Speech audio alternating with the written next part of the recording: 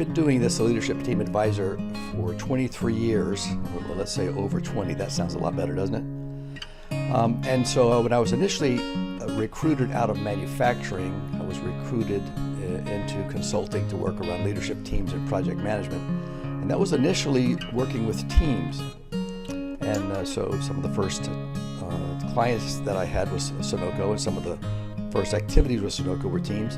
And I was recruited out of manufacturing to do this because of the success that I personally had working with teams. In my manufacturing experiences, my before consulting life, did a lot to create a positive change and turnarounds, and it was done not because of things that I individually did, but because of a leadership team that was recreated, a climate, a culture that was nurtured, and the creation, the structure of teams. So I want to talk about that.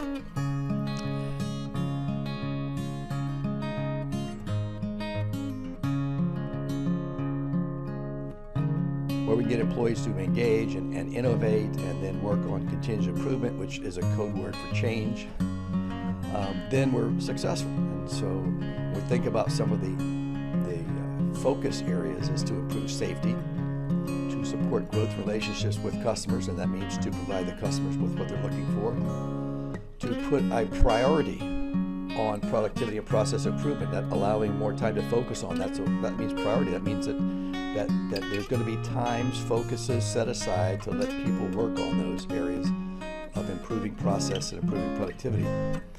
And do that by having an optimized workforce where there's a flexible workforce, meaning that there's some cross-functional activities where people are able to work in some diverse activities. And to do that, you have to create a culture of clearly aligned metrics, accountability, and process. And so those are some of the things that I did as a manager, and those are some of the things that I help organizations do as a consultant. And so those are great things, easier said than done. But one of the important lessons that I want to make sure that I'm clear on when we think about developing teams and teamwork, we had this conversation in an earlier session that just because someone has the technical skills to do the job does not mean they have the social skills to operate on teams. And so it's a mistake to make assumptions that people have the social skills required, and we don't make those assumptions that they have the skills to be on teams and train them for that and set expectations and all the coaching that goes along with that, then our teams will fail. So we want to structure teams, structure them in the right way, and help them to work without drama. So let's talk about developing teams and teamwork. And that says, let's start off first of all with the definition of a team, right? So a team is a group of people working together towards common goals that improve the business while demonstrating respect for one another. It's a great saying, but let's unpack that for just a little bit. When we think about teams, what we're saying is that it is people working together. It's not just groups, but it's groups of people that are specifically working together, not beside each other, collaborating, working together, and they're working together towards common goals that they all understand and that they all are working on.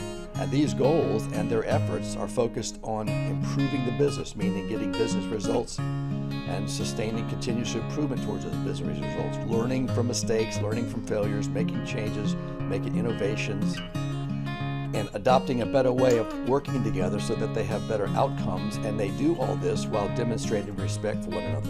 And so the key to teamwork is, that RESPECT, Aretha Franklin's song, is if we see a group that isn't demonstrating respect, then they're probably not having good teams. And so what that means is, demonstrating respect is that there is teamwork. And so we want to make sure that there is teamwork and then the team is focused. And an easy way to look at this is the T in teamwork model. And this is another way of thinking about the social and technical that says, if you look at the top, the results, if you don't get the results that you're looking for, the first place that you want to look is to the right-hand side and say processes. And if our processes are in place, then the problem's going to be in our left-hand side, behavior. If we look at results and we're not getting the results, and we look at to the left-hand side behaviors, and we see that we have good behaviors, there's good support, there's good collaboration, there's good respect, there are good behaviors, then chances are we have a problem with process.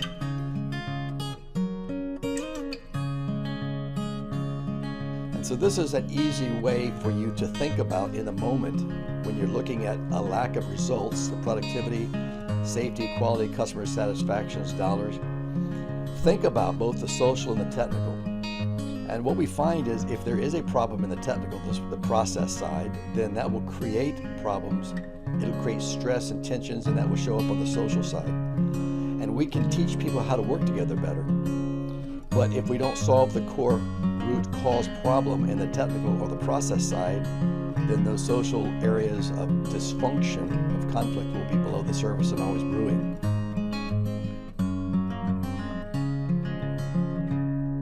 So when we work on the behavior side, part of that is working on identifying what is the problem, identifying the cause, and working on the solution. So we're going to talk a little bit later about how do we help a team with that, to get clarity on what the problem is, the cause, and then solve it so that our process is better, so that it's easier and less stressful for our behaviors.